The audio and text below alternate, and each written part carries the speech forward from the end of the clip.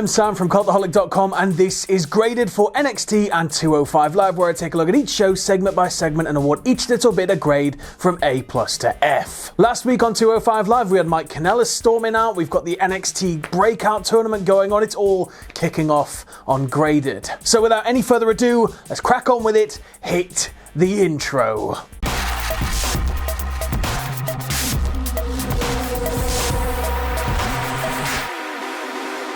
So we kick things off on 205 Live with a cold open this week, and it's Oney Lorcan, and he says that tonight, anything goes. That means he can use tables, it means he can use chairs, it means he can give Davari more stitches in his head. And as he says this, Davari turns up, attacks him, and eventually they're pulled apart by Drake Maverick and a couple of referees, and Drake Maverick's like, keep them apart for the rest of the night, and they go off in separate directions. And then we go straight to the ring for the first match of the night, which is Brian Kendrick versus Sunil Singh, accompanied of course by his brother Samir. Sunil starts off by trying to get Kendrick to dance with him, only for Kendrick to strike him in the face. And then after some back and forth, Sunil sends Kendrick to the outside, lobs him into the steps, and back in the ring starts to grind him down. Samir even manages to get himself involved while the ref's back is turned. Kendrick manages to fight back to his feet though, and he goes for sliced bread, but it's blocked, but he does manage to get the captain's hook, and he picks up the win. Post-match, the Singhs of course beat him down because they're Healy boys, and out comes who else but Akira Tozawa to make the save. I'm going to give this one a C+. It was very straightforward, it was very predictable, but the Singhs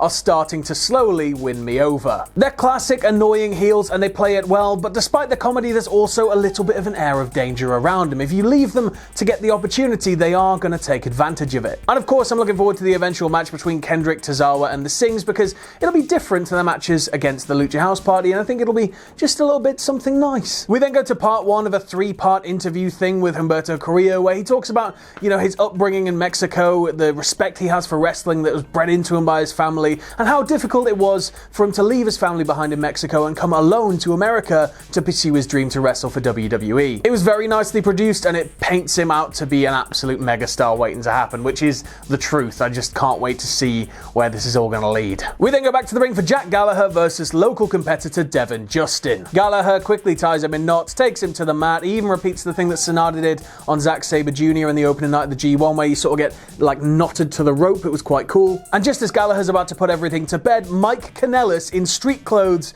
jumps the barrier. He starts trashing commentary, he picks up a bin, he's dumping papers everywhere, he's throwing stuff around, making a scene, and this causes enough of a distraction for Gallagher to almost get rolled up. Referees and Maverick come down and they chase Kanellis off. He runs away through the crowd, and then Gallagher uses a headbutt to pick up the win. I'm going to give this one a C+. You all know my opinion on squashes, but it gets the little plus because I like the Mike Kanellis thing. I want to see him continue to turn up at random moments and start to just try and derail 205 Live. I just hope it keeps on happening. Just please let it keep on happening. We then go backstage and Mike Kanellis is approached by Drake Maverick. Maverick actually apologizes to Kanellis, and he says, he knows that he's been absent and he's been neglecting everybody on 205 Live. He's been neglecting everything in his pursuit for the 24/7 title, including his wife. He says he understands that Mike is having trouble at home, but this doesn't give him the right to take it out on other people. Mike says the difference between the pair is that Drake's issues are self-inflicted, where all of Mike's have come directly from Drake. It's all Drake's fault that Mike is going through what he's going through. He even tells Drake that he ruined his life. Drake then tells Mike that he's got no other option but to issue a fine for him jumping the barricade, and Mike's so enraged by this that he says, next week I'm on your show. Next week I'm scheduled to wrestle. If you think this was fine-worthy, just wait to see what I'm going to do next week. We then go back to the ring for tonight's main event, which is Oney Lorcan versus Ariya Daivari in an anything goes match, and that's the first time I think I've ever heard it referred to as an anything goes match. So as Davari's making his entrance, Lorcan runs out of the ring all the way up the ramp and charges him. It starts off chaotic and it doesn't let up. He drives Davari into the steps, pulls up the apron, starts throwing weapons into the ring, and then back in the ring both men just start deconstructing one another. Davari gets some ladders out, he also gets a chain, and he uses that to just pull back on Lorcan's face. It looks really horrible. It's right across his eyes and his nose, and he's just yanking back on it. Davari goes into the ladders first when they're propped in the corner, and then he goes in again when they're propped up against the ropes. There's then a brutal phase where Davari gets the chain again, but he's using it round Lorcan's neck, and he's throwing him from corner to corner.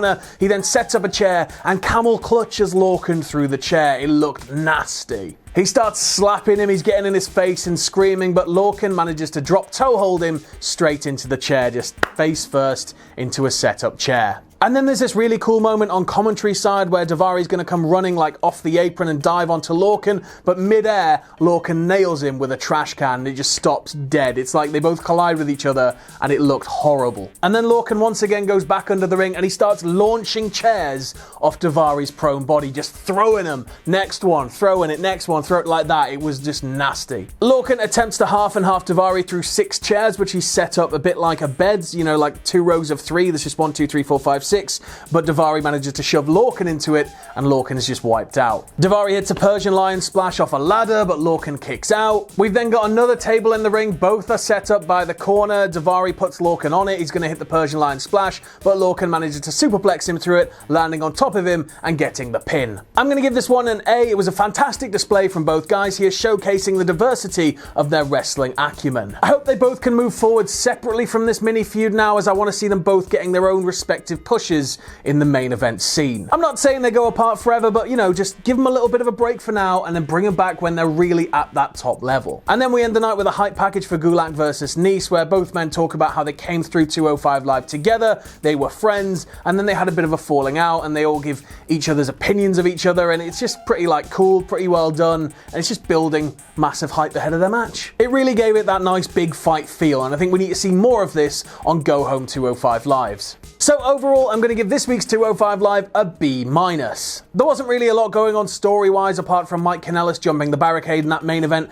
hopefully sort of wrapping that little feud up. But it was a very strong week in ring, and that main event was unbelievable. So that was 205 Live. Let's move on to NXT. NXT this week starts off with brand new theme music, brand new Tron, brand new ring gear, dark Amina, Io Shirai. This is a Roman Reigns post-WrestleMania 33 style promo in which she keeps lifting the mic to her mouth and the crowd keep booing louder. Finally, when she's had enough, she says, "I don't need any friends and I don't need any of you." She drops the mic and she walks to the back amid a chorus of boos. I'm gonna give this one an A. It was very well done, very simple. I like the new Mina side we're seeing. I like the new music. I like the fact that they're thinking about these things for their characters. You know, there's a massive character shift. Everything else should shift with it. We then go backstage. Velveteen Dream is being interviewed. He refuses to tell us who the next challenger for the North American title is, but he does say that Roddy Strong isn't ready yet, and he's not really deserving of a title shot at the moment. We then go back to the ring for Damian Priest versus local competitor Blanco Loco from Mexico, New York. There's not really a lot to say about this one. Priest destroys him, couple of kicks, couple of strikes, couple of clothesline, couple of throws, finish. That's it. I'm going to give this one a C. It was a squash. Of course, it was a squash, so it's not going to get higher than a C really unless something major happens, but I'm loving the look and feel of Damian Priest. Everything about him just feels really cool. Like the look, the aggression, the weird quietness, like he's got something going on in his head. He's got like a long game he's playing. It reminds me a little bit of peak era Kevin Nash. I just hope they can keep him looking this dominant and this strong as he slowly starts to climb the card. We then go to the Killian Dain promo, and it's the same sort of imagery as the last couple of weeks, but again, it's got a different voiceover. Just like last week added voiceover to it, this week it's a different one altogether. It's a very dark, very open promo, and I urge anyone that hasn't seen it yet to get it watched. It's absolutely just, it's like spine tingling. I'm just going to give you a couple of excerpts from it right now. I can tell you stories of my house being set on fire with all of us still in it. I can tell you about gang violence, the armored cars, the tanks, the soldiers on every corner. We practically lived under martial law. I can tell you why I can't hear out of one ear because of the car bomb that exploded in my street, and I can tell you that I'm the only surviving male member of my high school class. But the difference between me and everybody else is I haven't forgotten and I haven't repressed these memories or these stories. It's a very raw promo, and it touches upon Killian Dain's upbringing during the Troubles. And I can't really give it anything but an A+. It's just fantastic. It's utter perfection. The way it's shot, the way it looks, the content of it, it was just, you need to see it. It feels like they're still sort of sticking with that Sanity style tapped, a bit like aggressive anarchist mentality, but they're making it more human and more personable, and it's giving a reason behind him wanting to be this way. We then go to the third first round match of the NXT Breakout Tournament, and it's Boa versus Jordan Myles, who used to be ACH. Both men take things straight to the mat, with Boa managing to keep Myles firmly grounded. grounded. The pace occasionally picks up very much in Myles' favour, but Boa isn't very far behind. He's always managing to get him and keep him under control. In fact, Boa is in control for most of this one, and commentary are really hyping up his BJJ background as a means of him, like being able to deconstruct his opponent limb by limb and keep them on the mat right where he wants them. It's not to say Myles is a punching bag though. Whenever he gets free, he's able to just ramp the pace right up and just take it to him with a flurry of kicks and strikes. But following a flurry of kicks, Myles hits a 450 and picks up the win. I'm going to give this one a B-.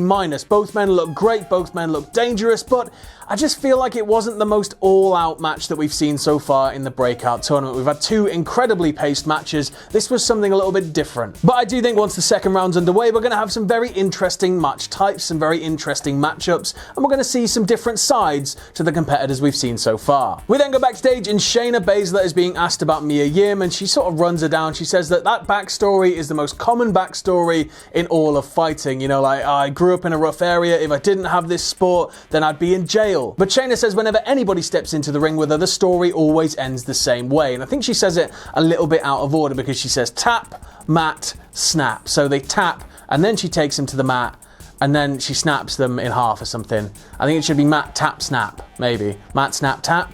Mat, tap, tap, mat, snap, tap, mat.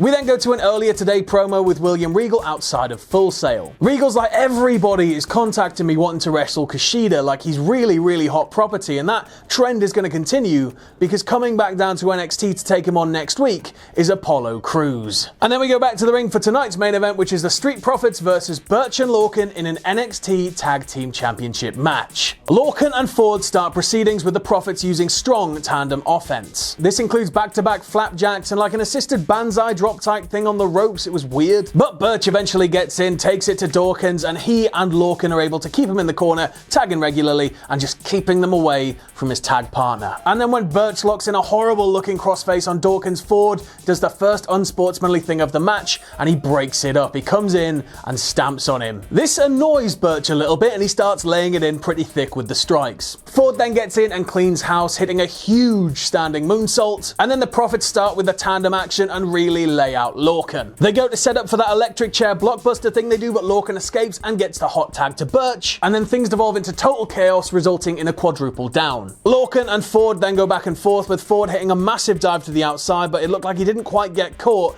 and it looked like he landed on the small of his back on the ramp. The sound was just, it was so loud. Lorcan then attempts a dive, but Dawkins cuts him off from the outside, just like strikes him before he can even get out the ring, and then Burch eats a spine buster and one of Ford's massive splashes, and the Street Profits pick up the win. And post-match, Kyle O'Reilly and Bobby Fish emerge at the top of the ramp, and they just sort of sarcastically applaud. I'm going to give this one an A. It was a fantastic match. Both teams look like $1 million, and the Street Profits are solidified now as bona fide tag team champions. The action was completely off the scale, and I think it's just a sign of things to come. And in terms of an overall grade for NXT this week, I'm going to give it an A-. It was a strong week, even though the breakout match didn't quite live up to the hype of the other two, and the storylines are flowing, the action is utterly off the scale, and NXT is once again at full stride. And this has been graded for NXT and 205 Live. What did you think of both shows? Let us know in the comments below. Thanks for watching. Let us know what you think in the comments below. You can follow Cultaholic on Twitter at Cultaholic. You can check us out on Facebook at facebook.com/Cultaholic. If you like what we do here at Cultaholic, you can check us out on Patreon at patreon.com/Cultaholic. And no matter what you do, don't ever forget to hit subscribe and join us.